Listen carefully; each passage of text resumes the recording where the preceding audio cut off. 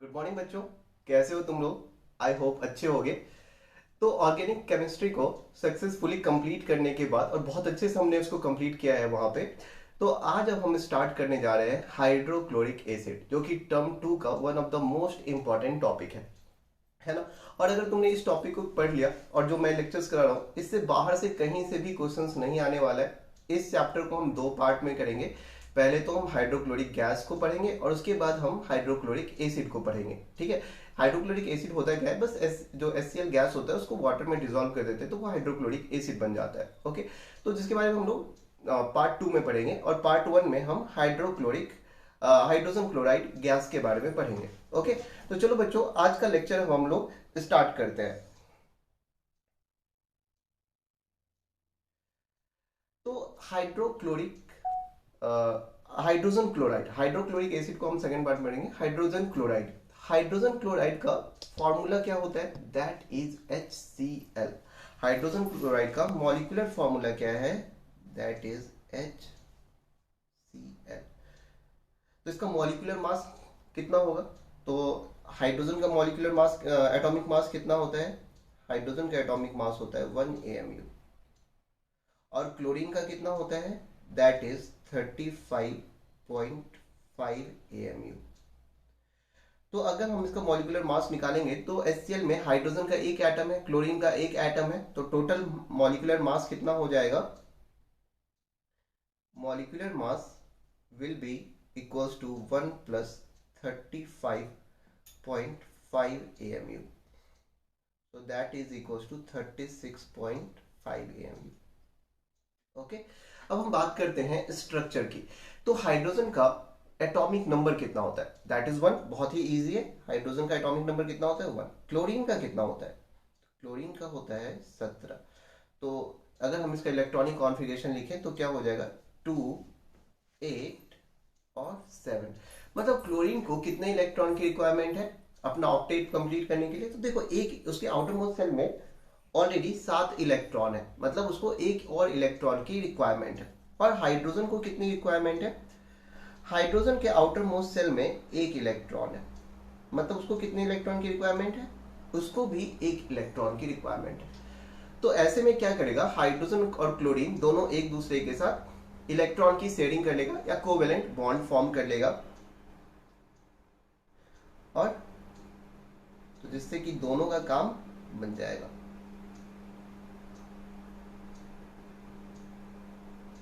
तो ये इसका इलेक्ट्रॉन डॉट स्ट्रक्चर हो जाएगा कि देखो यहाँ पे हाइड्रोजन के भी 2 इलेक्ट्रॉन हो गए, क्लोरीन के भी 8 इलेक्ट्रॉन हो गए। तो अगर हम स्ट्रक्चर देखें तो इस तरह से मैंने यहाँ पे हाइड्रोजन का एक एटम ड्रॉ किया हुआ है और यहाँ पे क्लोरीन के एटम ड्रॉ किए हुए हैं कि K सेल में देखो 2 इलेक्ट्रॉन है, L सेल में 8 है, M सेल में 7 है, और मैंने इलेक्ट्रॉन की ऐसे शेयरिंग करा के इसके ऑक्टेट कंप्लीट करा रखा है। ये इसका स्ट्रक्चर है। अब हम बात करते हैं इसके कैरेक्टरिस्टिक्स के बारे में। जो हाइड्रोजन क्लोराइड है उसकी कैरेक्टरिस्टिक क्या है? तो हाइड्रोजन क्लोराइड एक कलरलेस गैस है, और चूंकि ये एसिडिक नेचर का होता है तो इसका स्मेल जो है पंजेंट होता है ना, बड़ा एकदम घोटू सा स्मेल होता है। और ये एसिडिक गैस है। HCl बहुत ही फेमस एसिड है, सबको ही पता है ये एसिडिक गैस है। तो क्या करेगा, अगर जो एसिड होता है वो क्या करेगा? ब्लू लिटमस को रेड में कन्वर्ट कर देगा, है ना। और HCl is heavier than air. ये बहुत इंपॉर्टेंट पॉइंट है कि HCl जो है वो एयर से हैवी होता है। इसका क्या मतलब है कि अगर मान लो कि HCl एयर में लीक हो जाए, कहीं पे इंडस्ट्री में अगर लीक हो जाए, तो HCl जो है उसकी डेंसिटी एयर से ज्यादा होती है तो वो नीचे की तरफ सेटल होगा, है ना। HCl जो है नीचे की तरफ सेटल होगा, तो वर्कर्स को क्या करना चाहिए? ऊपर से ऊपर जितनी हाइट से की तरफ जा सके वो ऊपर चले जाना चाहिए अगर लीकेज होता है कहीं पे इंडस्ट्री वगैरह में। ओके, क्योंकि ऊपर फ्रेश एयर होगी और नीचे जो है HCl होगा। तो ये पता कैसे चलेगा HCl हैवियर देन एयर है? तो एक बात याद रखना कि एयर का मॉलिक्यूलर मास जो एयर का होता है वो अप्रोक्सीमेटली 29 AMU होता है। ओके, और HCl का मॉलिक्यूलर मास कितना है? That is 36.5 AMU, and obviously 36.5 AMU is greater than 29 AMU। तो इसीलिए HCl जो है that is heavier than air. Okay, now comes to fifth point, HCl is highly soluble in water. HCl क्या है? एक polar covalent bond होता है। HCl में कोवेलेंट बॉन्ड है और वो पोलर कोवेलेंट बॉन्ड है, क्योंकि क्लोरीन की इलेक्ट्रोनेगेटिविटी काफी ज्यादा होती है ना। अगर तुम पीरियोडिक टेबल में देखो तो क्लोरीन जो है वो एक्सट्रीमली राइट में आता है ना, हेलोजेंस जो है, और हाइड्रोजन क्या है तुम्हारा एक्सट्रीमली लेफ्ट में। तो जब हम लेफ्ट टू राइट जाते हैं पीरियोडिक टेबल में तो इलेक्ट्रोनेगेटिविटी क्या होती है, इंक्रीज होती है। तो हाइड्रोजन का जो इलेक्ट्रोनेगेटिविटी है वो लो है, क्लोरीन की इलेक्ट्रोनेगेटिविटी हाई है। तो HCl is a highly polar compound. तो जो पोलर कंपाउंड्स होते हैं वो वाटर के अंदर हाईली सॉल्युबल होते हैं। तो HCl is highly soluble in water, इतना ज्यादा सॉल्युबल है कि इसका 1 volume of water can dissolve 452 volume of HCl। सोचो कितना ज्यादा इसकी सॉल्युबिलिटी हाई है। और इसकी सॉल्युबिलिटी को हम लैब में प्रूव करने के लिए फाउंटेन एक्सपेरिमेंट भी करते हैं, जिसके बारे में हम लोग आगे पढ़ेंगे, ठीक है। अच्छा, अब HCl मान लो कि हम फॉर्म कर रहे हैं, लैब में प्रिपेयर कर रहे हैं, या फिर हमें गैस दे दिया गया कि पहचानो कि भाई दिया हुआ गैस कौन सी गैस है ना।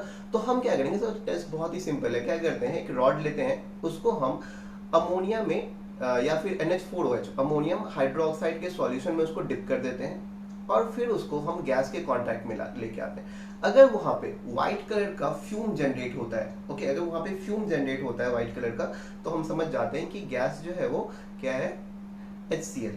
तो होता क्या है, बस बेसिकली वहां पे व्हाइट कलर का फ्यूम आ क्यों रहा है, तो देखो बच्चों होता क्या है कि जब HCl जो है ना अगर रिएक्ट करता है NH4OH के साथ,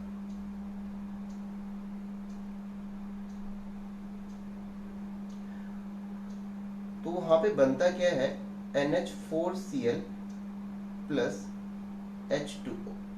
तो ये जो व्हाइट कलर का जो फ्यूम आ रहा है वो NH4Cl की वजह से आ रहा है, ओके। अच्छा, यहाँ पे अमोनिया और अमोनियम हाइड्रोक्साइड, थोड़ा करेक्शन कर लेना।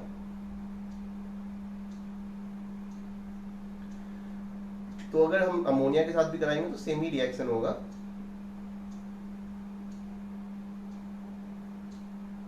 बस वहां पे वाटर फॉर्म नहीं होगा।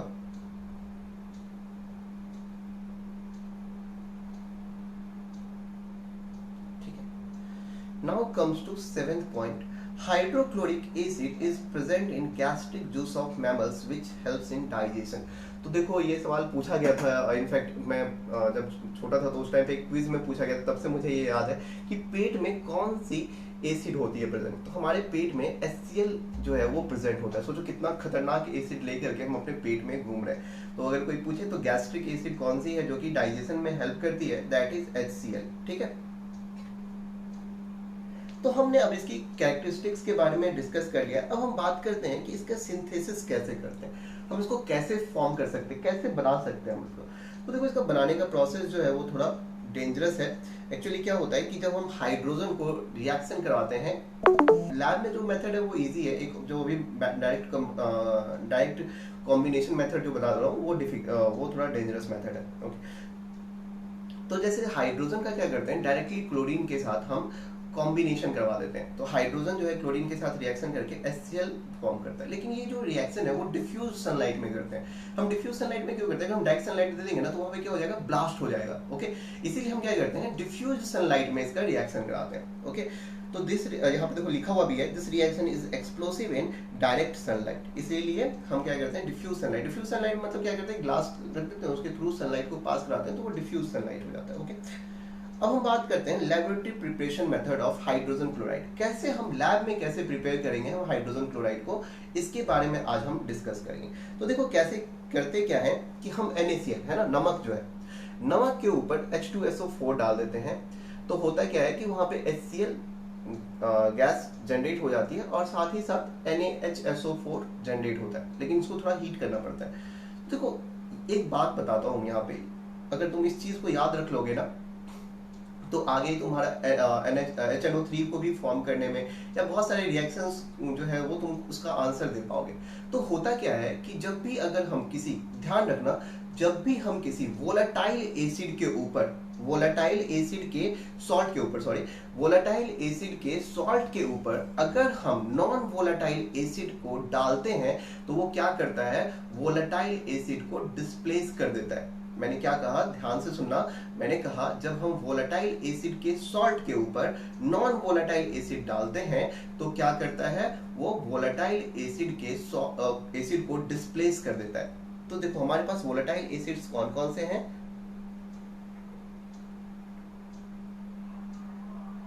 दो एसिड ध्यान रखना, that is HCl and HNO3, ये वोलेटाइल एसिड है।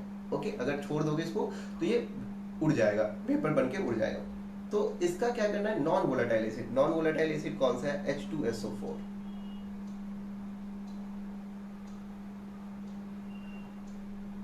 That is H2SO। तो करना क्या है कि वोलेटाइल एसिड का सॉल्ट, तो अगर हमको HCl प्रिपेयर करना है तो सबसे कॉमन सॉल्ट कौन सा है, दैट इज NaCl, है ना, बहुत ही सबके घरों में यूज होता है, बहुत ही सस्ता है NaCl। अगर हम NaCl के ऊपर H2SO4 को डाल देंगे तो होगा क्या, और उसको हम अगर हीट करेंगे, temperature should be less than 200 degree centigrade, तो वहां पे NaHSO4 बनेगा, साथ ही साथ हमारी जो HCl गैस है वो प्रिपेयर हो जाएगी। ओके, HCl हमारा प्रिपेयर हो गया। तो इस तरह से हम प्रिपेयर करते हैं। अब दिमाग में सवाल आता है कि भैया हम यहाँ पे टेम्परेचर को क्या जरूरी है कि 200 डिग्री सेंटीग्रेड से हम कम रखें, अगर ज्यादा रख देंगे तो क्या हो जाएगा। तो देखो बच्चों, क्या होगा कि अगर हम ज्यादा रख देंगे ना 200 डिग्री सेंटीग्रेड से, तो वहां पे प्रिपेयर हो जाता है Na2SO4। Na2SO4 क्या होता है कि जो तुम्हारा टेस्ट ट्यूब है ना, उसके ऊपर एक हार्ड कवरिंग बना देता है। ओके, तो हार्ड कवरिंग बन जाता है, तो एक बार तुमने मान लो कि लैब में एक बार रिएक्शन होगा, फिर तुम्हारा टेस्ट ट्यूब खराब हो जाएगा, है ना। दूसरा क्या हो सकता है कि अगर हार्ड कवरिंग होगा तो प्रॉपर्ली हीट का ट्रांसफर नहीं हो पाएगा, जिसकी वजह से उसमें क्रैक्स आ जाने की चांसेस है। तो इस वजह से हम क्या करते हैं, ऊपर से फ्यूल भी वेस्ट होता है। ये आगे क्वेश्चन आएगा, है ना, पूछा जाएगा कि वाई टेम्परेचर इज मेंटेन, अच्छा यहीं पे पूछा गया why temperature is maintain below 200 degree centigrade. अच्छा, ये दूसरा क्वेश्चन ये भी आ सकता है कि अगर मान लो Na2SO4 प्रिपेयर हो गया तो उससे क्या प्रॉब्लम है ना, तो ध्यान रखना। तो जैसे इसी क्वेश्चन का आंसर है कि NaCl को अगर रिएक्शन H2SO4 के साथ करा देंगे और टेम्परेचर शुड बी, अगर ग्रेटर देन, अगर टेम्परेचर जो है 200 डिग्री सेंटीग्रेड से ज्यादा हो जाएगा तो वहां पे Na2SO4 प्रिपेयर हो जाएगा। HCl प्रिपेयर तो होगा लेकिन Na2SO4 प्रिपेयर हो जाएगा। तो देखो यहाँ पे लिखा हुआ है कि एट हायर टेम्परेचर क्या क्या हो सकता है। अगर तुम टेम्परेचर हाई, जो रिएक्शन कम टेम्परेचर पे हो रहा है, कम एनर्जी खर्च करके हो रहा है, उसको तुम ज्यादा एनर्जी खर्च करके क्यों करोगे, क्योंकि एनर्जी खर्च करने से पैसा भी तो वेस्ट हो रहा है ना। एक तो फ्यूल का वेस्टेज होगा, है ना, दूसरा क्या है कि वहां पे Na2SO4 प्रिपेयर हो जाएगा। Na2SO4 एक हार्ड कवरिंग जो है टेस्ट ट्यूब के ऊपर फॉर्म कर देगा, है ना, और साथ ही साथ हाई टेम्परेचर पे इसके क्रैक होने के चांसेस, जैसे देखो यहाँ पे ये क्रैक मैंने दिखाया हुआ है, ये क्रैक होने के चांसेस बढ़ जाएंगे। ओके, दूसरा सवाल आता है, can we use nitric acid instead of sulphuric acid, if no why. तो अभी जस्ट मैंने बताया था कि हमारे पास दो वोलेटाइल एसिड है, दैट इज HCl और HNO3। अगर हमारे पास वोलेटाइल एसिड HCl है और HNO3 है, तो और उसके ऊपर मैंने अभी प्रिंसिपल बताया था कि जब हम वोलेटाइल एसिड के सॉल्ट के ऊपर वोलेटाइल एसिड के सॉल्ट के ऊपर जब हम नॉन वोलेटाइल एसिड डालते हैं तो होता क्या है, वो नॉन वोलेटाइल एसिड जो है वो वोलेटाइल एसिड को डिस्प्लेस कर देता है ना। तो ऑलरेडी HNO3 एक वोलेटाइल एसिड है, तो इसका आंसर होगा नो, हम ऐसा नहीं कर सकते। क्यों, क्योंकि क्या होगा, जब हम हीट करेंगे ना तो HCl के साथ साथ HNO3 भी प्रिपेयर हो जाएगा। ओके, तो it is because HNO3 is itself A volatile acid and at the time of heating it may volatilize out along with HCl। तो HCl के साथ क्या होगा, HNO3 भी volatilize हो जाएगा। ओके, तो इसलिए हम ये नहीं यूज करेंगे H2SO4 के जगह पे HNO3। दूसरा सवाल है कि why sulfuric acid is kept between HCl generating and collecting flask। अच्छा, ओके, मैंने इसको थोड़ा एक्सप्लेन नहीं किया था, सॉरी, तो मैं इसको एक्सप्लेन कर देता हूँ। देखो इसमें क्या किया गया है, ये लैबोरेटरी सेटअप है, इसके अंदर हम क्या करते हैं, कंसंट्रेटेड सल्फ्यूरिक एसिड को थिसल फिनल से डाल रहे होते हैं। उससे पहले यहाँ पे हम सोडियम क्लोराइड के कुछ क्रिस्टल्स जो हैं, सॉल्ट्स को ले लेते हैं। हम क्या करते हैं कि ये राउंड बॉटम फ्लास्क है, इसके अंदर क्या किया गया है, NaCl के कुछ क्रिस्टल्स ले लिए गए हैं और ऊपर से थिसल फनल से हम क्या करते हैं, कंसंट्रेटेड सल्फ्यूरिक एसिड डाल रहे होते हैं। उसके बाद इसमें से एक ट्यूब जो है वो कनेक्टेड है और वो ट्यूब जा रहा है कंसंट्रेटेड सल्फ्यूरिक एसिड के अंदर, कॉनिकल फ्लास्क के अंदर, और फिर एक दूसरा ट्यूब जो है वो हमारे एक ड्राई हाइड्रोजन क्लोराइड, ये एम्प्टी एक हमारा गैस जार है जिससे ये जा रहा है। ओके, तो अब देखो हो क्या रहा है यहाँ पे बेसिकली, तो हम यहाँ पे कंसंट्रेटेड सल्फ्यूरिक एसिड डाल रहे हैं और यहाँ पे NaCl है जो कि रिएक्शन कर रहा है NaCl और H2SO4, और नीचे से हम इसको हीट कर रहे हैं बंसन बर्नर से, और टेम्परेचर ध्यान रख रहे हैं कि टेम्परेचर जो है 200 डिग्री सेंटीग्रेड के बिलो रहे हमारा, उसके आसपास टेम्परेचर 200 डिग्री सेंटीग्रेड के आसपास टेम्परेचर मेंटेन करते हैं। तो इससे प्रोडक्ट बनता है NaHSO4 प्लस HCl। तो HCl जो गैस है वो इस ट्यूब के थ्रू होते हुए ये कंसंट्रेटेड H2SO4 में जा रहा है। हम यहाँ पे कंसंट्रेटेड H2SO4 क्यों रखे हुए हैं, तो देखो होता क्या है कि यहाँ पे HCl के साथ, क्योंकि देखो ये जो सल्फ्यूरिक एसिड है इसमें वाटर भी होगा, तो यहाँ पे जब हम हीट कर रहे हैं और 200 डिग्री सेंटीग्रेड के आसपास हीट कर रहे हैं तो पानी भी क्या होगा, वो भी वेपराइज हो जाएगा, तो दोनों जो है यहाँ पहुंच जाएगा। तो जो H2SO4 है that is a drying agent. H2SO4 जो होता है कंसंट्रेटेड H2SO4 वो एक्ट करता है as a drying agent and as a dehydrating agent. तो यहाँ पे वो ड्राइंग एजेंट की तरह काम कर रहा है, वो वाटर को क्या करेगा, पकड़ लेगा। तो यहाँ से तुम्हें जो क्लीन HCl है, क्लीन HCl वो तुम्हें मिल जाएगा। और इसको हम देखो यहाँ पे तुम देख पा रहे हो कि हम यहाँ पे बहुत ही सिंपली इसको एयर में कलेक्ट कर रहे हैं और एयर यहाँ से बाहर निकल जा रहा है। तो ऐसा क्यों हो रहा है, तो मैंने अभी थोड़ी देर पहले बताया था तुम्हें कि जो HCl है that is heavier than air. HCl का मॉलिक्यूलर मास एयर के मॉलिक्यूलर मास से ज्यादा है, तो HCl जो है वो नीचे डिस्प्लेस होगा। इसको हम down upward displacement of air से कलेक्ट करते हैं। ओके, क्योंकि HCl जो है एक हैवी गैस है, तो HCl यहाँ पे नीचे जो है वो भरने लगेगा और एयर जो है यहाँ से ऊपर ऊपर बाहर निकलने लगेगा। ओके, तो इसलिए हम इसको, क्योंकि पूछा जाएगा सवाल कि why we are collecting hydrogen chloride as upward displacement of air, तो हम क्यों करते हैं इसको, क्योंकि dry hydrogen chloride is not explosive and another thing is that dry hydrogen chloride is heavier than air. Air से हैवी है तो वो नीचे से बैठता जाएगा, और एयर जो है वो जिसकी डेंसिटी ज्यादा होती है वो नीचे रहता है और जिसकी डेंसिटी कम होती है वो ऊपर रहता है। तो एयर की डेंसिटी कम है वो ऊपर रहेगा, है ना, निकल जाएगा।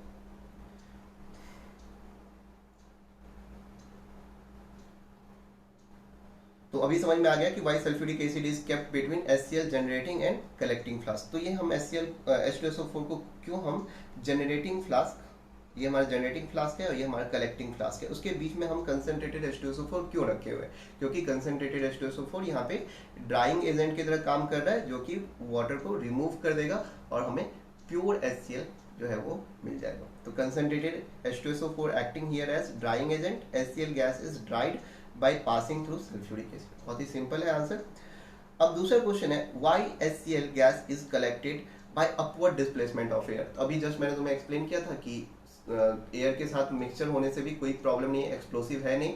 और दूसरा क्या है कि एयर जो है वो हल्की होती है HCl से, HCl भारी गैस है वो नीचे सेटल होगा और एयर जो है वो ऊपर हो जाएगा, कलेक्ट हो जाएगा। तो HCl is collected by upward displacement of air because HCl is heavier than air and it is non-explosive. दूसरा क्वेश्चन आता है कि why we use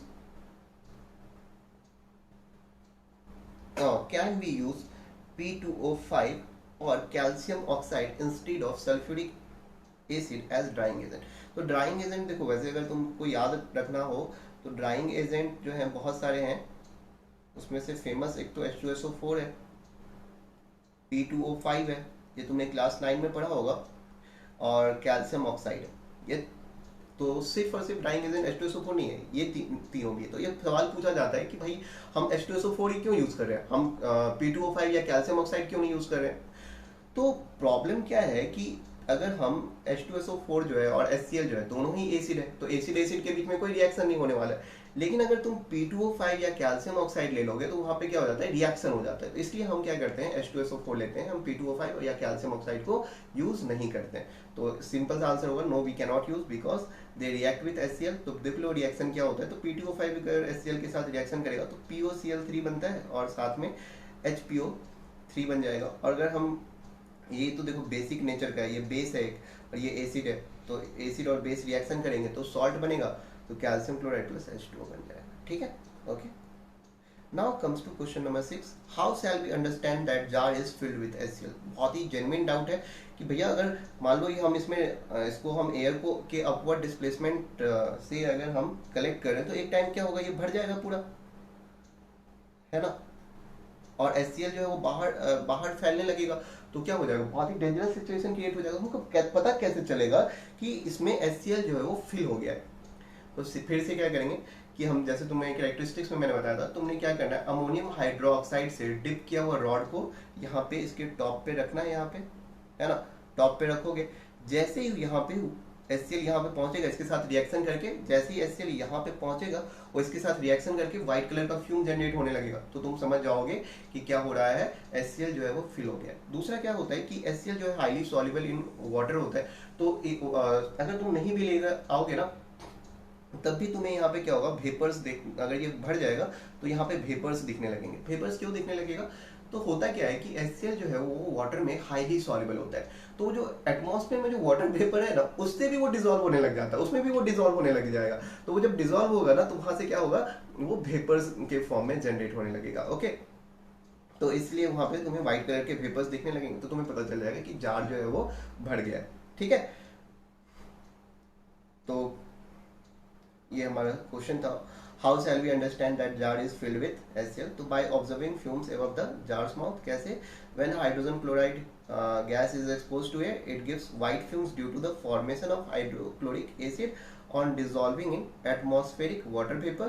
दूसरा, we can also bring rod dipped in ammonium hydroxide near its mouth, a white colored fume of ammonium chloride appears। ठीक है, okay. अब देखो, चूंकि ये एसिडिक गैस है और 3 मिनरल एसिड्स होते हैं हमारे दुनिया में, दैट इज HCl, HNO3 और H2SO4, बहुत ही डेंजरस, तो बहुत ही ज्यादा खतरनाक एसिड है। अब हमको इसको हैंडल करना है तो प्रिकॉशन भी तो रखना पड़ेगा ना, तो हमें क्या क्या प्रिकॉशंस रखने चाहिए। तो देखो, पहले तो ध्यान रखो कि जो थीसल फनल है ना, इस थीसल फनल को हमें इसके अंदर सॉल्यूशन के अंदर डिप रखना चाहिए। क्यों डिप रखना चाहिए, अगर हम बाहर रखेंगे तो क्या होगा, तो देखो बच्चों, होगा क्या कि अगर तुमने इसको बाहर रखा, इमेजिन करो कि अगर यहीं तक है thistle funnel, okay, thistle funnel बाहर तक ही है, तो होगा क्या कि HCl जो है जो फॉर्म हो रहा है वो इस ट्यूब के थ्रू पास होने के साथ साथ इस ट्यूब से भी निकल करके बाहर आ जाएगा, है ना। तो ये एक डेंजरस सिचुएशन क्रिएट हो जाएगा, है ना। तुम वहीं पे खड़े होके इसमें सल्फ्यूरिक एसिड डाल रहे होगे और ये यहाँ से HCl गैस जो है तुम्हारे, तुम इसको अंदर इनहेल कर लोगे, तो ये बहुत ही डेंजरस सिचुएशन क्रिएट हो जाएगा। तो ऐसा नहीं करना है, ध्यान रखना है कि थीसल फनल जो है वो हमेशा इसके अंदर डिप हो। ठीक है, ओके, तो ये एक प्रिकॉशन रखना है। दूसरा, हमें ये भी ध्यान रखना है कि ये जो हमारा ये जो ट्यूब है, दिस ट्यूब, ये हमारे H2SO4 के अंदर डिप होना चाहिए। H2SO4 के अंदर डिप क्यों होना चाहिए, अगर डिप नहीं होगा तो क्या होगा, फिर से वही प्रॉब्लम आएगी कि H2SO, ये मान लो ये यहाँ तक ही है, तो HCl जो है यहाँ से निकल के डायरेक्टली यहाँ पे इस ट्यूब के थ्रू होते हुए चला जाएगा और इसके साथ ही वाटर भी चला जाएगा, तो हमारा जो पर्पस था इसको रखने का कोई वो फुलफिल नहीं हो पाएगा। तो ध्यान रखना है कि ये भी जो है, ये जो ट्यूब है इसके अंदर सॉल्यूशन के अंदर हो, ताकि क्या हो सके, इस जो HCl है इसके थ्रू बबल्स के थ्रू निकले, ताकि जो पानी है वो उसमें डिजोल्व हो जाए, H2SO4 उसको एब्जॉर्ब कर ले और फिर HCl यहाँ से बाहर निकल जाए। ओके, दूसरी चीज ये ध्यान रखनी है कि टेम्परेचर जो है वो 200 डिग्री सेंटीग्रेड के आसपास रखेंगे, हम उसको 200 डिग्री सेंटीग्रेड से बहुत ज़्यादा नहीं रखेंगे, क्योंकि प्रॉब्लम होगा क्या, वहाँ पे Na2SO4 जनरेट हो जाएगा और साथ ही साथ हाई टेम्परेचर की वजह से हमारा जो एपरेटस है वो ब्रेक कर सकता है ना, क्योंकि ब्रेक कर जाएगा, समझ रहे हो, H2SO4 फैल जाएगा पूरी लैब में, कितना डेंजरस सिचुएशन क्रिएट हो जाएगा। तो ये सारे प्रिकॉशंस हमें ध्यान रखने हैं। ओके, अब जैसे कि मैं तुम्हें याद होगा कि लेक्चर के शुरुआत में बताया था कि जो 1 वॉल्यूम ऑफ वाटर जो है वो 452 वॉल्यूम ऑफ HCl को डिसॉल्व कर सकता है, इसकी सॉल्युबिलिटी बहुत ज़्यादा हाई होती है। ओके, तो इसको हम डिमॉन्स्ट्रेट करते हैं लैब में, कैसे, बाय फाउंटेन एक्सपेरिमेंट। तो फाउंटेन एक्सपेरिमेंट बहुत ही सिंपल सा एक सेटअप है। अच्छा, इसको समझाने से पहले एक बात ध्यान तुमको बता दूं, उस चीज को ध्यान रखना कि होता क्या है कि देखो, कोई भी स्पेस ना दुनिया में अपने पास, अपने अर्थ पे कोई भी स्पेस वैक्यूम नहीं हो सकता, है ना। वैक्यूम नहीं हो सकता मतलब अगर वो अगर कहीं भी स्पेस कोई खाली नहीं हो सकता, अगर कोई स्पेस खाली है तो वो वहां पे या तो कोई लिक्विड या कोई गैस उस जगह को ऑक्यूपाई करने के लिए दौड़ पड़ेगा। जैसे मान लो यहाँ पे एक वैक्यूम क्रिएट हो गया, तो क्या होगा, चारों तरफ से अगर यहाँ पे एयर है तो उसको ऑक्यूपाई करने के लिए पहुंच जाएगा।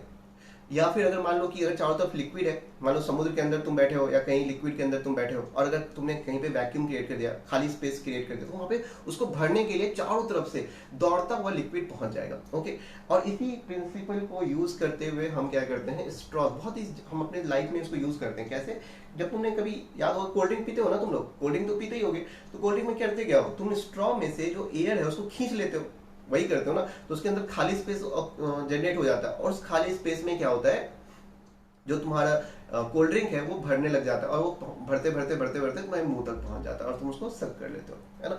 ये सिंपल सा मेथड, वही प्रिंसिपल यहाँ पे यूज होने वाला है। देखो होता क्या है, यहाँ पे एक सिंपल सा सेटअप है। देखो एक यहाँ पे क्या करते हैं हम, ये राउंड बॉटम फ्लास्क है, उसको हम ऐसे, इसमें हमारा HCl भरा हुआ है, ठीक है, इसमें क्या भरा हुआ है, HCl भरा हुआ है, और इसको हम ऊपर से बंद कर दिए हैं ऐसे, और साथ ही साथ इसमें एक ड्रॉपर लगा दिए हैं, ठीक है, इसमें एक ड्रॉपर इसमें बस लगा दिया गया है, ओके, और ड्रॉपर के अंदर पानी भरा हुआ है, ओके, और इसके अंदर क्या भरा हुआ है, HCl फिल्ड है ना, इस राउंड बॉटम फ्लास्क के अंदर पूरा HCl भरा हुआ है, इसका मुंह बंद कर दिया गया है, और इसमें एक ड्रॉपर लगा दिया गया। इतना सिंपल सा सेटअप है, एक ड्रॉपर लगा दिया गया है जिसमें कि पानी भरा हुआ है।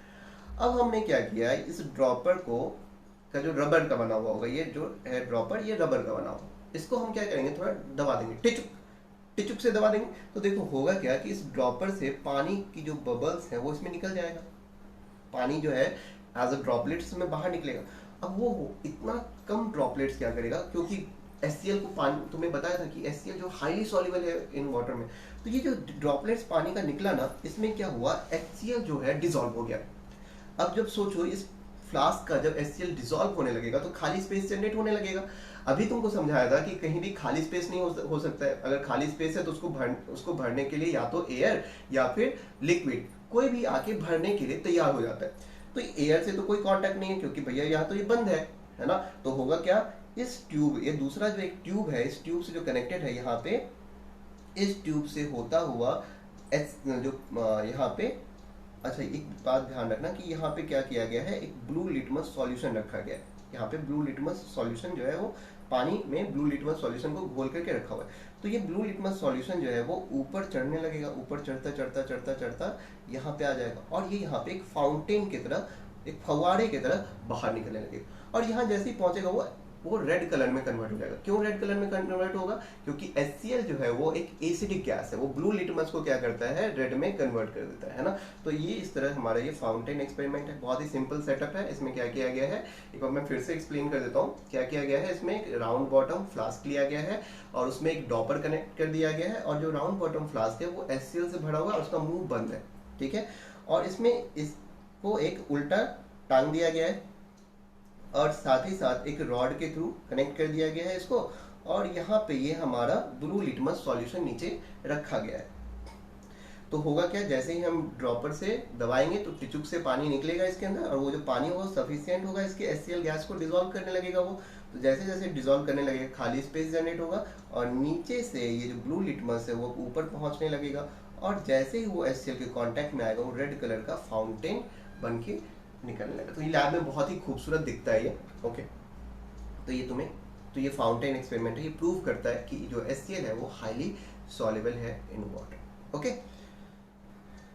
दूसरा एक्सपेरिमेंट जो तुम्हारे सिलेबस में है वो ये बताने के लिए है कि HCl जो है वो that is heavier than air, HCl जो है वो एयर से हैवी है। इसको हम कैसे प्रूव कर सकते हैं। अच्छा एक बात बताओ, जो कैंडल है उसको बर्न करने के लिए क्या चाहिए, वैक्स चाहिए, वो तो है ऑलरेडी अवेलेबल। दूसरा एयर चाहिए, बिना एयर के कैंडल बर्न हो सकता है क्या, नहीं हो सकता है ना। तो वही क्या किया गया है कि एक सबसे पहले हमने एक यहाँ पे जार लिया है जिसके अंदर कैंडल बर्न हो रहा है, ओके, जिसके अंदर क्या हो रहा है, यहाँ पे एक कैंडल बर्न हो रहा है। इसके बाद हमने क्या किया, यहाँ पे एक दूसरा जार है, ओके, जिसके अंदर HCl भरा हुआ है, HCl गैस जो है वो फिल्ड है इसके अंदर, HCl गैस जो है इसके अंदर पूरा भरा हुआ है। अब तुमको पता है कि अब हम HCl को क्या करेंगे, इसके अंदर गैस को उड़ेल देंगे। अब जब हम गैस को उड़ेल देंगे इसके अंदर, तो क्या होता है कि HCl जो है वो नीचे जाने लग जाता है और एयर यहाँ से बाहर निकल जाता है। अब जब यहाँ पे जब एयर रहेगा नहीं तो ये क्या हो जाता है, जो कैंडल है वो बुझ जाता है थोड़ी देर में। जैसे जैसे ही यहाँ पे HCl डालेंगे हम, ये एयर यहाँ से निकल जाएगा, भाग जाएगा एयर, तो वहाँ पे एयर प्रेजेंट नहीं है। तो अब HCl ने क्या किया, उस जगह को ऑक्यूपाई कर लिया है, तो एयर को डिस्प्लेस कर दिया, तो वो कैंडल जो है वो बुझ जाएगा क्योंकि एयर अवेलेबल नहीं है। तो इससे प्रूव होता है कि HCl is heavier than air. अगर HCl हैवी नहीं होता तो HCl यहीं से बाहर निकल जाता, एयर यहाँ पे प्रेजेंट रहता, कैंडल नहीं बुझता। लेकिन चूंकि कैंडल बुझ गया है तो इससे ये प्रूव होता है कि HCl जो है उसने एयर को डिस्प्लेस कर दिया है। और डिस्प्लेस कब कर सकता है, जब उसका HCl की जो डेंसिटी है वो एयर से ज़्यादा हो, या HCl is heavier than air, इसको हम वेपर डेंसिटी कहते हैं। तो vapour density of HCl is more than vapour density of air. And vapour density क्या होता है, vapour density is equals to molecular mass divided by 2। Vapour density equals to molecular mass divided by 2, बहुत ही simple है। Okay, तो air का molecular mass approximately 29 होता है और HCl का जो है वो तुमने देखा था 36.5 होता है। Obviously 36.5 is greater than 29, so vapour density जो है HCl की ज़्यादा है, एयर की कम है, तो एयर जो है वो डिस्प्लेस हो जाएगा। ठीक है ना, तो ये एक्सपेरिमेंट डिमॉन्स्ट्रेट करता है कि HCl is heavier than air. ठीक है बच्चों, तो आज का सेशन हम यहीं तक रखते हैं, नेक्स्ट क्लास में मिलेंगे और इसको सेकेंड पार्ट में हम हाइड्रोक्लोरिक एसिड को स्टडी करेंगे। हाइड्रोक्लोरिक एसिड में कुछ भी नहीं है, हाइड्रोक्लोरिक एसिड को बस पानी में डिसॉल्व कर दिया जाएगा, HCl गैस को पानी में डिसॉल्व कर देंगे तो वो हमारा हाइड्रोक्लोरिक एसिड कहलाएगा, और फिर हम उसके वहाँ पे केमिकल प्रॉपर्टीज वगैरह को पढ़ेंगे। ओके, ठीक है बच्चों, तो मिलते हैं नेक्स्ट क्लास में, तब तक के लिए बाय, टेक केयर, ख्याल रखो अपना, पढ़ते रहो।